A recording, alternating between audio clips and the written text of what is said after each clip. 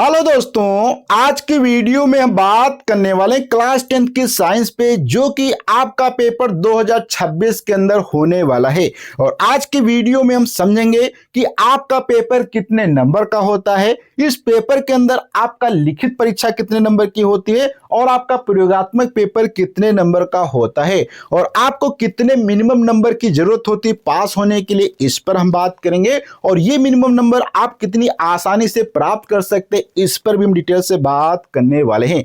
उसके बाद हम देखेंगे आपके एग्जाम के अंदर भौतिक विज्ञान से कितने क्वेश्चन आते हैं, रसायन विज्ञान से कितने क्वेश्चन आते हैं, कितने जीव विज्ञान से क्वेश्चन आते हैं, कौन से क्वेश्चन कितने नंबर के पूछे जाते हैं, इस पर भी हम डिटेल से बात करेंगे। उसके बाद हम देखेंगे कि आपके एग्जाम के अंदर कि कौन से चैप्टर कितने नंबर के पूछे जाते हैं, कौन से चैप्टर आपको ज्यादा तैयार करने चाहिए, कौन से चैप्टर नहीं तैयार करने चाहिए, कौन से 2 चैप्टर तैयार करके आप आसानी से पास हो सकते हैं, इस पे हम बात करेंगे।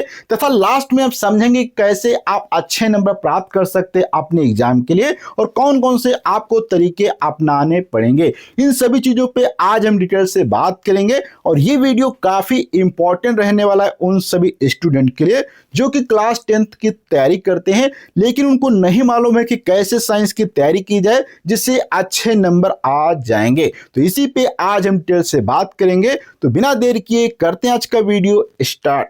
सबसे पहले यहाँ पे हम समझते हैं जो क्लास 10th का एग्जाम होता है ये काफी ज्यादा इंपॉर्टेंट होता है, क्योंकि यहीं से आपका जब आगे की पढ़ाई करेंगे तो आपका क्लास 10 जो होता है वो बेसिक होता है, क्योंकि जो इसकी मार्कशीट होती है वो आपकी हर एक जगह अप्लीकेबल होती है। यहीं से आपका सारा डेट ऑफ बर्थ, आपका नेम वगैरह देखा जाता है, इसलिए आपकी क्लास 10 की जो मार्कशीट होती है वो फर्स्ट इंप्रेशन होती है। इसलिए आपको इसके अंदर अच्छी मेहनत करनी चाहिए जिससे इसके अंदर आपका अच्छा परसेंटेज बन जाना चाहिए। अब यहाँ पे समझते हैं कि आपका जो पेपर होता है वो कैसा होता है। तो आपका जो पेपर होता है, ये पेपर अर्थात परीक्षा, ये टोटल आपका जो होता है 100 नंबर का होता है। कितने नंबर का होता है? टोटल 100 नंबर का होता है। लेकिन ये परीक्षा जो है आपकी 2 पार्ट के अंदर डिवाइड होती है, जिसमें एक तो पार्ट इसका होता है लिखित परीक्षा का होता है, और ये लिखित परीक्षा जो कि आप एग्जाम हॉल के अंदर बैठ के खुद लिखते हैं, और ये जो होता है आपका 70 नंबर का होता है। वहीं पे कुछ होते हैं आंतरिक आकलन के लिए या प्रयोगात्मक जो कि स्कूल की तरफ से या कॉलेज की तरफ से आपको दिए जाते हैं, ये जो होते हैं तो आपके 30 नंबर के होते हैं। अब यहाँ पे बात की जाए कि कितने मिनिमम नंबर की आपको जरूरत पड़ेगी पास होने के लिए, तो यहाँ पे अगर आप 70 में से 23 नंबर ले आते हैं आसानी से, अगर आप 70 में से 23 नंबर ले आते हैं और यहाँ पे 30 में से 10 नंबर ले आते हैं तो आप पास हो जाएंगे, अर्थात 23 + 10 अर्थात यहाँ से आपके 33 नंबर आ जाएंगे। लेकिन ये 33 नंबर आपका केवल 33% ही बनाएंगे, जो कि बहुत ही लो आपका परसेंटेज होता है। तो आपको 33% नहीं बनाना है, आपको मिनिमम जो है 70+ तो होना ही चाहिए। वैसे तो आज के समय में 90+ आते हैं, लेकिन मैं आपको टारगेट देता हूं कि आपका 80 से नीचे नहीं होना चाहिए। और 80 से नीचे नहीं आएगा यदि आप हमारे चैनल को सब्सक्राइब कर लेते हैं, क्योंकि यहाँ पे मैं आपको ऐसे कुछ रेगुलर वीडियो देता रहूंगा जहां पे आसानी से आपके 80+ नंबर बन जाएंगे। अब यहाँ पे थोड़ा सा हम समझते हैं कि आपका जो प्रश्न पत्र की कैसी रूपरेखा होती है। रूपरेखा का मतलब कौन से सब्जेक्ट इसके अंदर होते हैं, कौन कौन से और किस टाइप के क्वेश्चन पूछे जाते हैं और कौन से क्वेश्चन कितने नंबर के पूछे जाते हैं। तो आपका एग्जाम जो होता है इसके अंदर बेसिकली 3 टाइप के क्वेश्चन पूछे जाते हैं। सबसे पहला बहुविकल्पी टाइप के क्वेश्चन होते हैं, जहां पे एक क्वेश्चन होगा, उसके 4 ऑप्शन दिए गए होंगे, उसमें से केवल एक सही ऑप्शन होगा।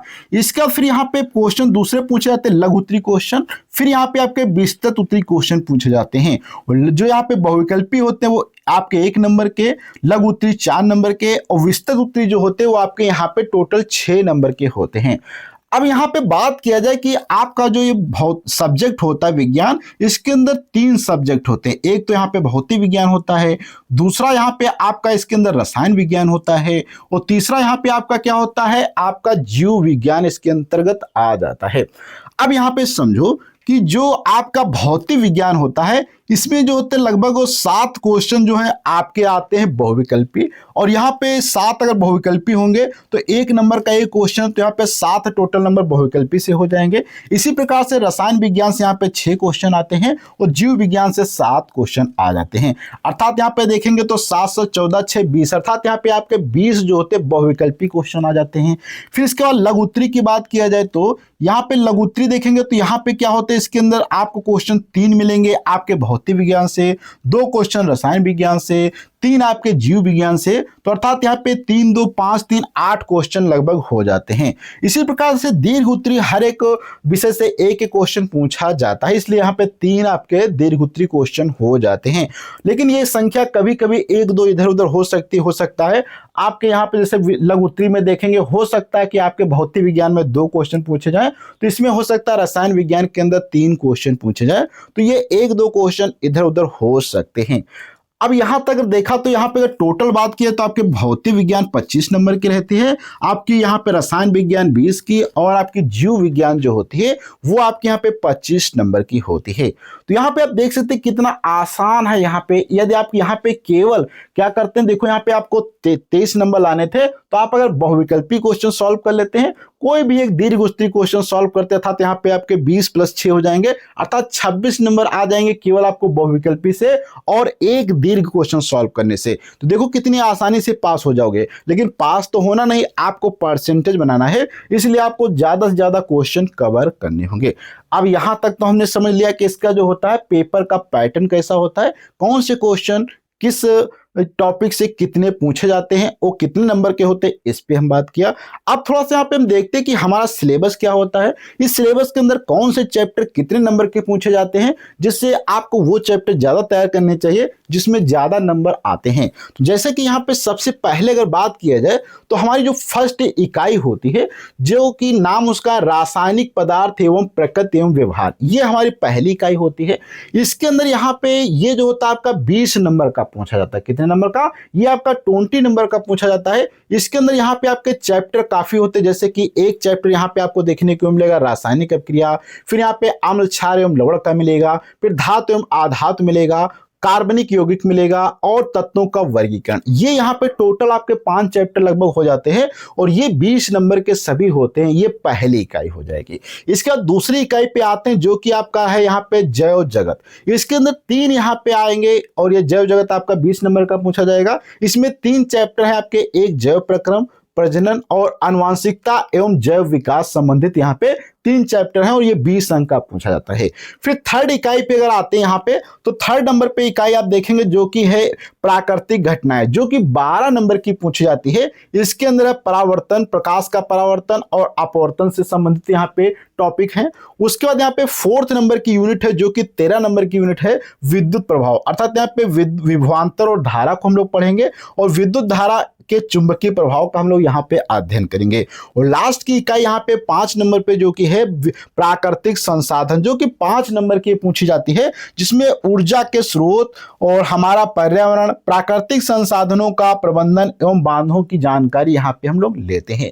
तो यहाँ पे आपने देखा कि अगर आप इसमें से कोई भी 2 यूनिट, चाहे ये यूनिट तैयार कर लें, ये यूनिट अर्थात पहले का रासायनिक पदार्थ और यहाँ पे जैव जगत अगर आप तैयार कर लेते तो आपके यहाँ पे 20-20 40 हो जाएंगे। 40 में से आप आसानी से 23 नंबर ले आएंगे। तो यहाँ पे आपको केवल 2 ही यूनिट, आप इसमें से कोई भी 2 यूनिट, चाहे पहली पढ़ लें, ये दूसरी पढ़ लें, या यहाँ पे दूसरी तीसरी, अर्थात यहाँ पे लगभग अगर आप कोई भी यहाँ पे 2 यूनिट पढ़ लेंगे तो आसानी से आपके नंबर 23 आ जाएंगे। लेकिन मैं आपको रिकमेंड करता हूँ कि आपको 23 नंबर नहीं लाने हैं, आपको लाने हैं 80+ नंबर, 80+ नंबर। इसके लिए आपको सारे चैप्टर पढ़ने पड़ेंगे अच्छे से, जो कि मैं यहाँ पे अब आपको 1 by 1 हर एक टॉपिक कवर करने की कोशिश करूंगा।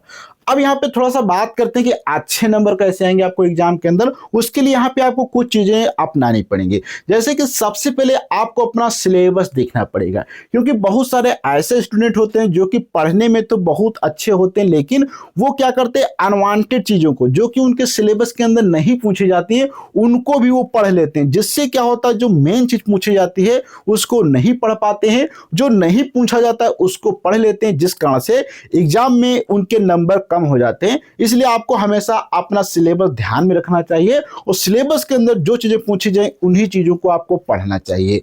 उसके बाद फिर यहाँ पे दूसरा पॉइंट है कि study your paper pattern.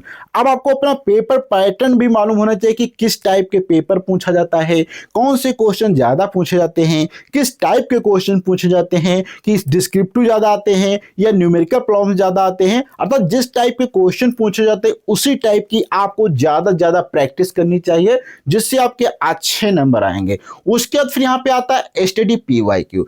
Study PYQ का मतलब होता है जो पहले क्वेश्चन पूछे जा चुके हैं एग्जाम के अंदर, आपको उनको एक बार ध्यान से देखना चाहिए, रेगुलर देखते रहना चाहिए, जिससे आपको ये आइडिया लग जाएगा कि आप जो पढ़ रहे हैं क्या उसी टाइप के वहां पे क्वेश्चन पूछे जाते हैं। यदि ऐसा है तो आप समझ लो कि अच्छी आपकी तैयारी चल रही है। लेकिन यदि आप पढ़ाई कर रहे हैं लेकिन आप जब भी प्रीवियस ईयर के क्वेश्चन देखते हैं आपको वहां पे सॉल्व करने में प्रॉब्लम आ रही या आपको नहीं समझ में आ रहा कि इसका आंसर क्या होगा, इसका मतलब आपकी अच्छे से यहाँ पे तैयारी नहीं चल रही है। तो इसलिए आपको हमेशा प्रीवियस ईयर के क्वेश्चन 2 से 3 दिन पे कंटिन्यू देखते रहना चाहिए।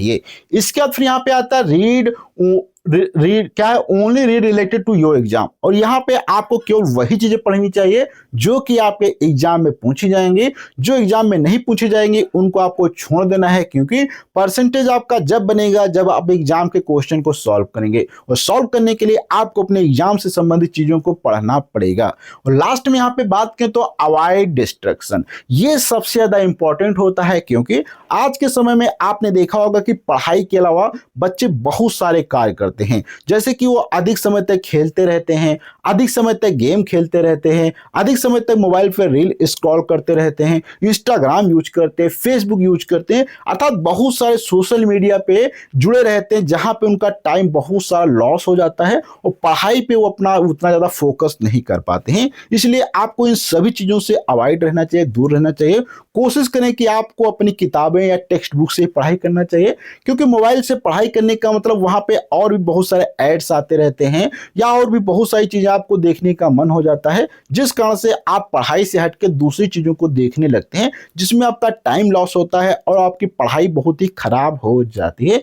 इसलिए आपका मेन टारगेट होना चाहिए कि उन्हीं टॉपिक को कवर करें या उन्हीं चैनल को फॉलो करें जो आपके एग्जाम से रिलेटेड चीजों को बताते हैं। उसके अलावा मोबाइल पे और सभी चीजों को नहीं देखना है। और आपको टाइम सेट करना चाहिए, जैसे कि मान लो किसी कि आप वीडियो देखना चाहते हैं तो उनका 1 घंटे का वीडियो आता है, तो आपको केवल 1 घंटा ही मोबाइल चलाना है, उसके अलावा आपको मोबाइल नहीं चलाना है। इस प्रकार से आप अपने टाइम को बचा सकते हैं और अपनी पढ़ाई को बढ़ा सकते हैं। तो लास्ट में अगर वीडियो के समय पे बात करें तो आज हमने समझा कि यहाँ पे कि आपका जो पेपर होता है वो 100 नंबर का होता है, जिसमें से 70 नंबर का आपका लिखित होता है, प्रयोगात्मक 30 नंबर का होता है, जहां पे 70 में से आपको 23 नंबर लाने होते हैं पास होने के लिए मिनिमम, और 30 में से 10 लाने होते हैं। इसके बाद यहाँ पे बात करें तो ये आपका पेपर का पैटर्न हो जाता है, और यहाँ पे सिलेबस, और यहाँ पे मैंने कुछ टिप्स बताई हैं। तो आज का वीडियो आपको कैसा लगा है प्लीज आपको अपना फीडबैक कमेंट बॉक्स में देना है। और यदि अभी तक आपने हमारे चैनल को सब्सक्राइब नहीं किया तो प्लीज सब्सक्राइब करें, क्योंकि यहाँ पे आपको ऐसे ही अब रेगुलर वीडियो मिलते रहेंगे, और ये डेली वीडियो आपको शाम के 7 बजे यहाँ पे अपलोड कर दिए जाएंगे। तो शाम को 7 बजे आपको देखना है हमारे चैनल पे, आपको ये वीडियो मिल जाएगा। और यहाँ पे रेगुलर वीडियो की आपको प्लेलिस्ट की लिंक भी नीचे आपको डिस्क्रिप्शन बॉक्स या कमेंट बॉक्स में मिल जाएगी, जो कि यहाँ पे मिलेगा क्लास 10 साइंस 2025-26 के नाम से लिखा दिखाई देगा। उस पर क्लिक करके आप वहां पे सारे वीडियो देख सकते हैं। तो अगले वीडियो मिलेंगे, जब तक के लिए धन्यवाद।